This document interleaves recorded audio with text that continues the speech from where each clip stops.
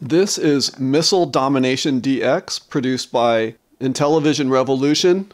This is a re-release of Missile Domination, which came out, amazingly enough, about 7 years ago.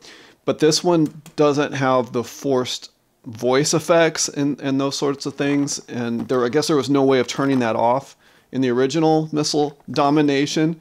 And this is how it came packaged. And this is what I love about the homebrew scene on the Intellivision. It's one of the things I love, the artwork and how they put together such beautiful packages. And usually with the cartridges, they usually always include a couple of overlays, and at the very least you'll get a manual. On the original release of Missile Domination, it also included a few stickers and things that this one did not come with. Anyhow, this is a Missile Command clone, and I will be showing the gameplay on this and showing the various options. That's another thing I love about the Intellivision Revolution production. They always have various options with their games. And in this one, you can decide how you want to play. Do you want to use the buttons to determine which side you're firing from? Do you want to fire from the center? You can change your reticle. There's always snow levels they throw in for rev. And anyhow, in this video, I didn't just want to showcase this game. I also wanted to compare it a little bit to the Atari 2600 version. And then also the recently released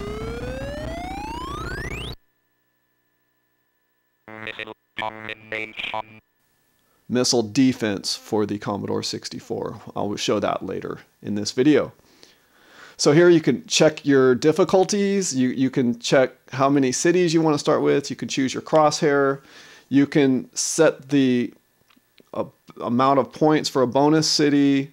And then you have your launch types and how you want to play. You want to have a single. Do you want to fire from the center? Do you want to play it normally? Here I played normally. And there are some differences in this. You see how slow when you play the lines draw down towards, which threw me off. And then also how fast the explosions happen on the game. I'm going to go ahead and let you enjoy the rest of this game without narration.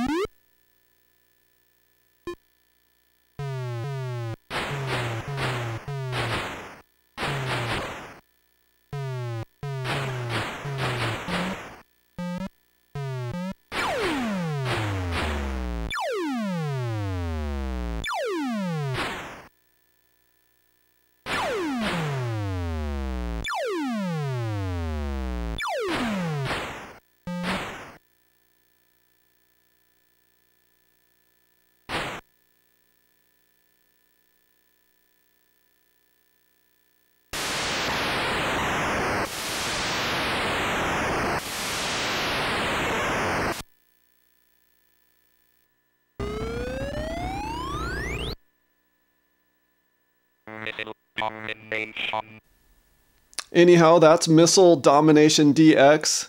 It's definitely the least favorite of the three that I'm showcasing on this video. Next up is Atari 2600 Missile Command.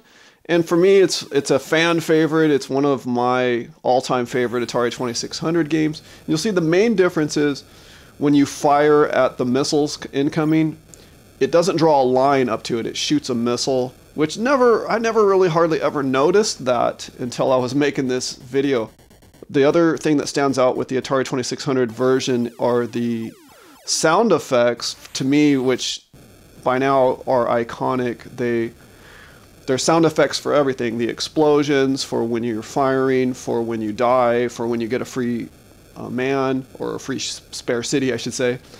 And when the game ends, when it's counting up the cities you have left. That's where I think the polish is in this game. And there's not much else to this game. It also has a fairly simplistic level ramp up as it goes, and the colors are vibrant as you progress between levels.